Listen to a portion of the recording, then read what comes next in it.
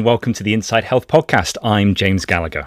Now, we're going to explore a transformative discovery about how cancers develop and bring some much-needed clarity to the confusion around a common form of antidepressant. But first, I want you to meet Pam, because she's something of a pioneer. I'm 74 now. I have a complex medical history, so being able to look on my medical records, I feel very fortunate. And to be honest, because I've had it for so long, I thought by now everybody must have it. And now technology is advanced, me included. I can look at it on my phone as well. I'm pressing on the app and I'm just waiting now for it to come through. View my medical records. So I've got a choice now. Consultations, medications, immunisations, results and letters. So if I want to see about medications and order a prescription, I can just tap on medication and they send it through to the chemist. And so I'm in control of my own health. Well, that's Pam, but if you or I want to see our GP medical records, well, quite frankly, it can be a bit of a pain. We've got to go through the process of requesting them and then waiting for them to be prepared. But Pam has instant access literally at her fingertips and has done for the past 15 years just because her surgery thought it was an important thing to do. Well, very soon, most people in England are going to be like Pam. The 1st of November is NHS England's big flipping of the switch, and from that point on, all new GP records will be there waiting for you on the NHS app. Scotland, Wales and Northern Ireland, well, they're sticking with the old scheme for now. We're going to speak to Pam's doctor who's pioneered this in a moment, and he has some quite big reservations about what NHS England's doing. But first, I'm joined by Dr. Navjoyt Lada, who's clinical editor at the British Medical Journal and a GP. Hello, Navjoyt. Hi, James. Thanks for having me. So can you tell me what this big idea is around GP medical records? Yes. At the moment, patients are able to request access to their historical medical record by asking for that to be made available. The main change is that for a lot of patients in England, this is going to be the default, where you will be able to see notes made by healthcare staff when you have an appointment with the GP or the practice nurse, your list of medications, the results of any tests or investigations that you've had that have been requested. All of this will be available to you by default rather than you having to request it. And Navjoyt, how do we actually get hold of that information? A lot of this will be through the NHS app, plus other patient-facing apps that GP surgeries use that link in with the medical record and can offer this information up. But largely it will be coordinated through the NHS app. I can see things like blood pressure recordings of some blood tests that I've had already on there, but it sounds like the big difference is that if I was in your practice, Navjoyt, and you're typing away, I can see everything you're typing. Exactly, yeah. So the notes that I'm making about whatever we're discussing in that consultation, you'll be able to see them just as they've been typed up. Why is this a good idea? The studies that have been done in places where access to health records is already happening suggest that people feel more confident, more prepared to manage their own health. They understand the plans better and can clarify them more easily. They're better at taking their medications as prescribed.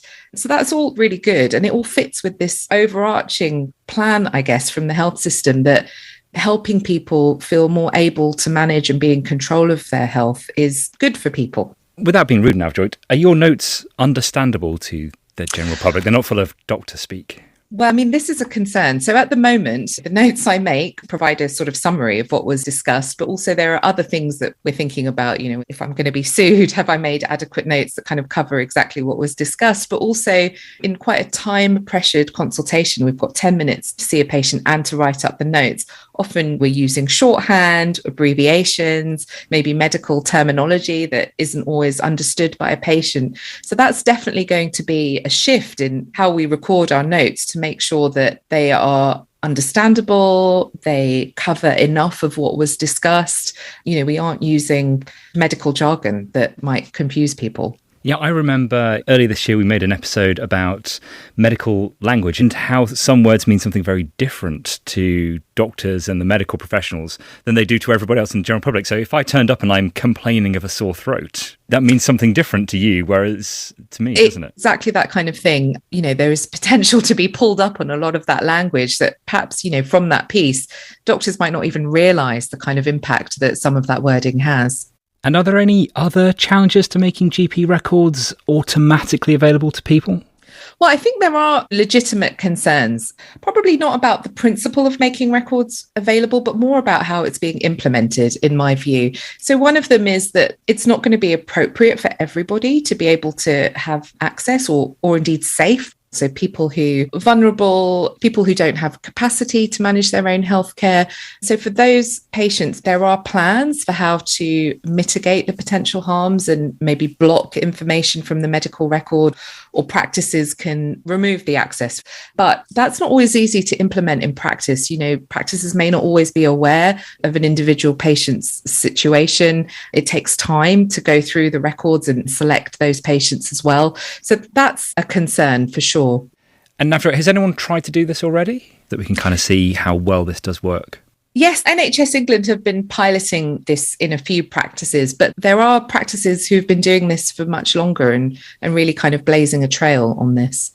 Hi, I'm Amir Hanan. I'm a full-time general practitioner working in Manchester and have been giving patients access to the full electronic health record since 2004. Hi, Amir. Welcome to the programme. Thank you for inviting me.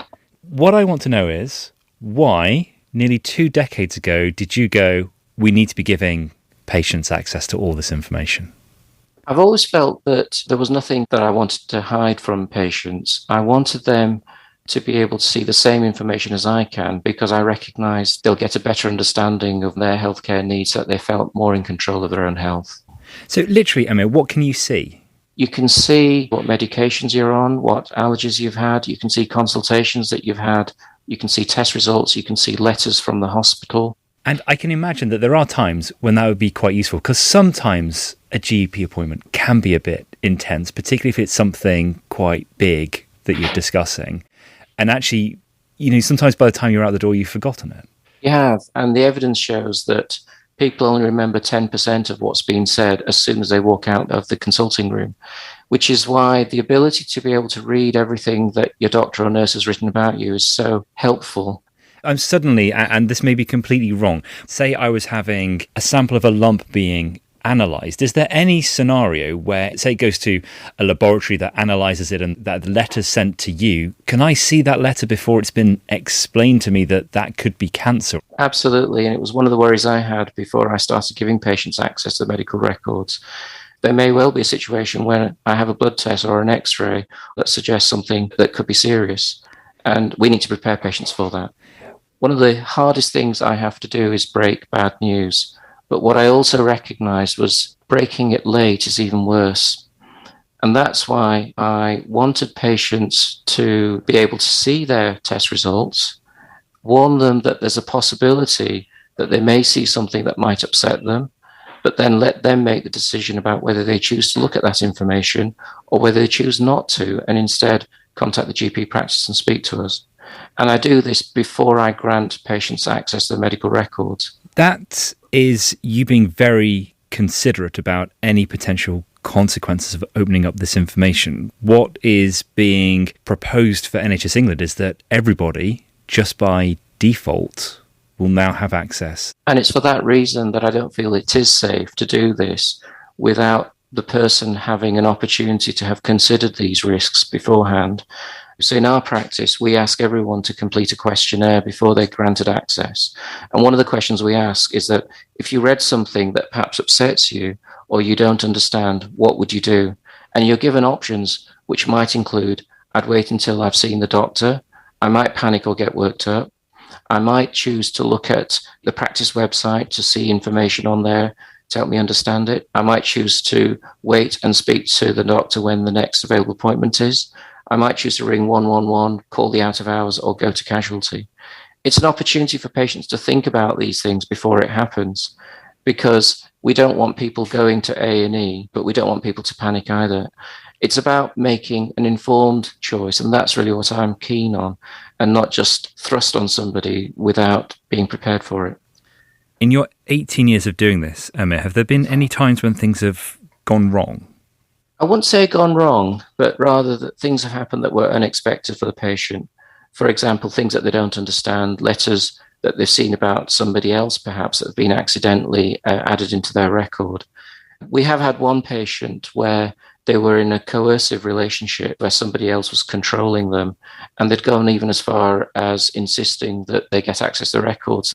And clearly that became a very dangerous situation because they could now no longer talk to the doctor freely, knowing that their partner would find out about it.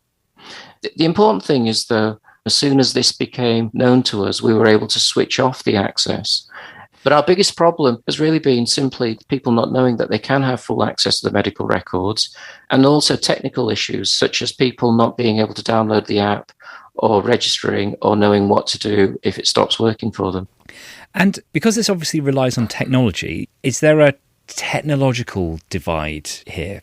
Older generations not getting the same access? My own experience is that we've had right through to people over 100 years of age who've got full access to the medical records. It's much more about the support that is provided either by ourselves, by family. So you can have proxy access where you might do it on behalf of your grandmother or parents if they give you permission to do so.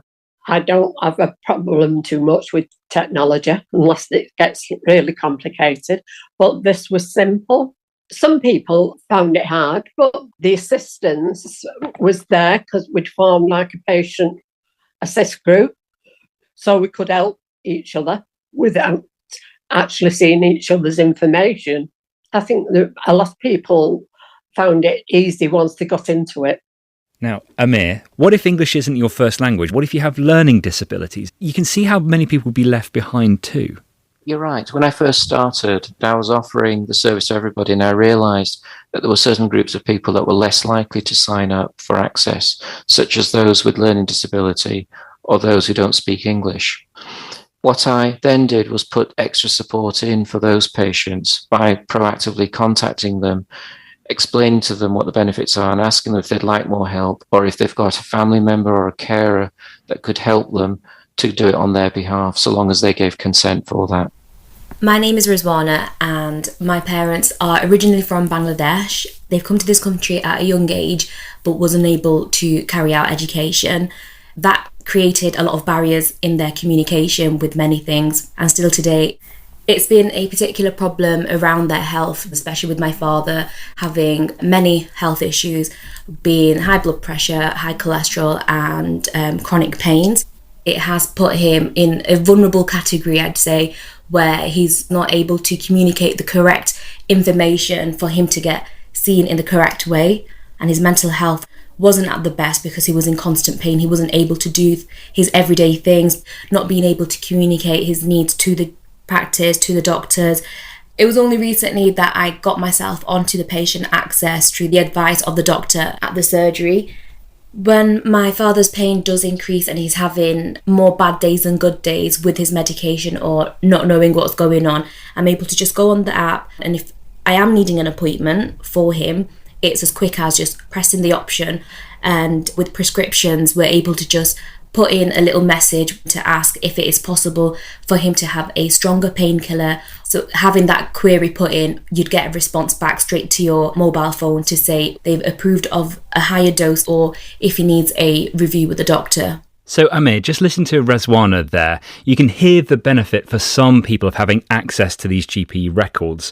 But are you happy with what's going ahead with NHS England, this idea that everybody gets automatic access to all future records?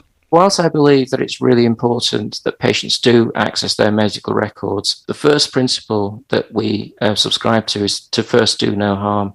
I do not believe it is safe for us to switch on the access without those checks and balances in place. I've mentioned the questionnaire that everyone should complete beforehand. And really the questionnaire is an opportunity to discuss with the practice what's going to happen, what's right for you.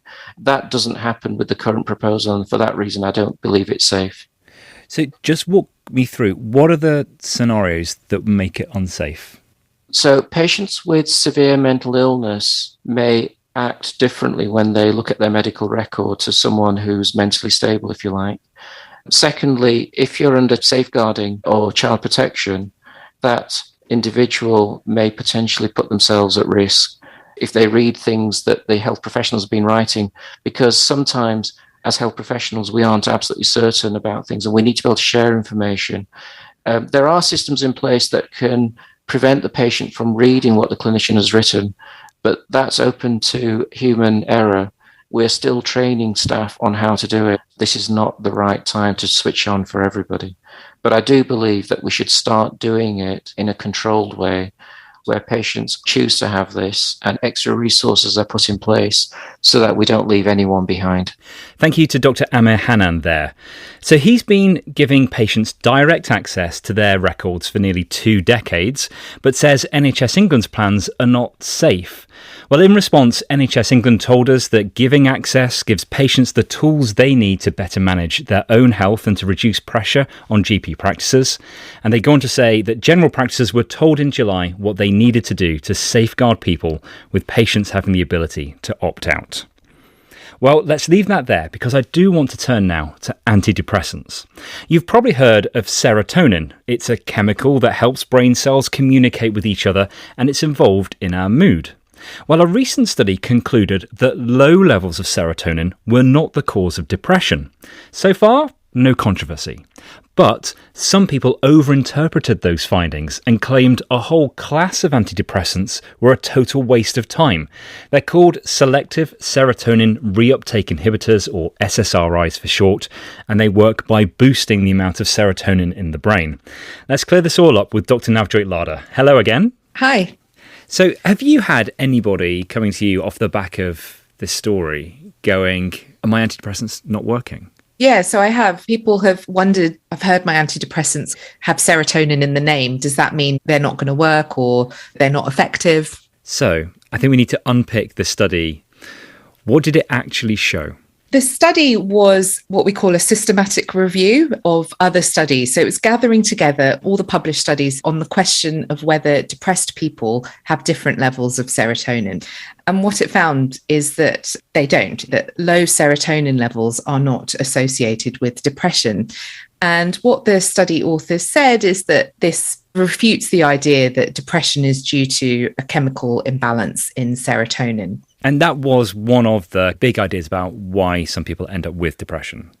Yeah. And I think you've used a key word there, which is one of the ideas. You know, big bodies like the Royal College of Psychiatry and other research has already suggested that depression is not as simple as one chemical imbalance. And this study supports that idea that it's not just merely a chemical imbalance.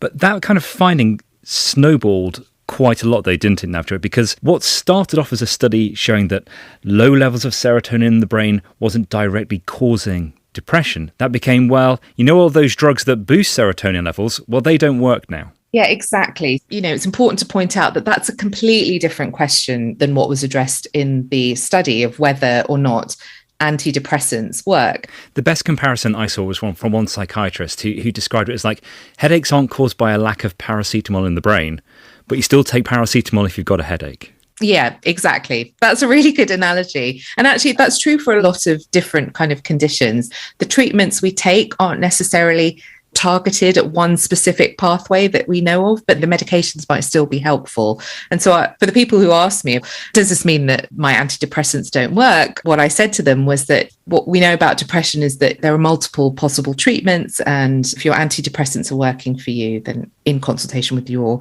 doctor, keep taking them. It is an important and big question, though, isn't it, about how well antidepressants work, including those that act on serotonin?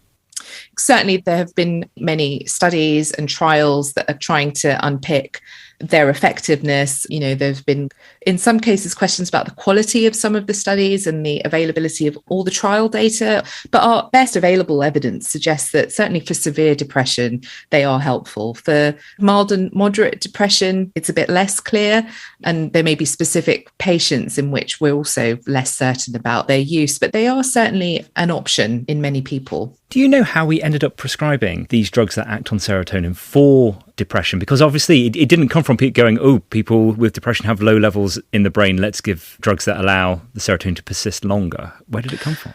There has always been a suggestion that serotonin is implicated in the pathway somehow. So not necessarily that the overall levels are imbalanced, although, that was an idea at one time, but serotonin has a role in how our nerve pathways work. And even if the levels aren't different, that might still be one of the pathways involved in depression. And so serotonin and medications that kind of target serotonin were identified as a possible candidate drug for addressing some aspect of depression, even if we weren't fully clear on exactly the pathway for that. So Navjot, in case we've confused or lost anybody on what they should be doing, if you're taking antidepressants today and you've heard all of this, should you be stopping? No, would be my answer to that. I don't think this study is a reason to stop taking antidepressants. And if they're working, they're working. If anybody listening has any questions or has been thinking about, stopping their antidepressants, I would say we know that with these selective serotonin reuptake inhibitors, they're not safe to just stop completely. So I would always say that's a conversation to have with the prescribing doctor. Navjot, thank you so much for coming on. Thanks very much, James. Now, right at the beginning, I promised a breakthrough in understanding cancer. Now, the cause of many people's tumours goes completely unexplained, and we're going to hear from one in a minute. Kelly Harrop, she was diagnosed with lung cancer when she was 40, despite never smoking. So let's jump straight into the science of this with researcher Dr. Amelia Lim from the Francis Crick Institute. Thank you so much for having me.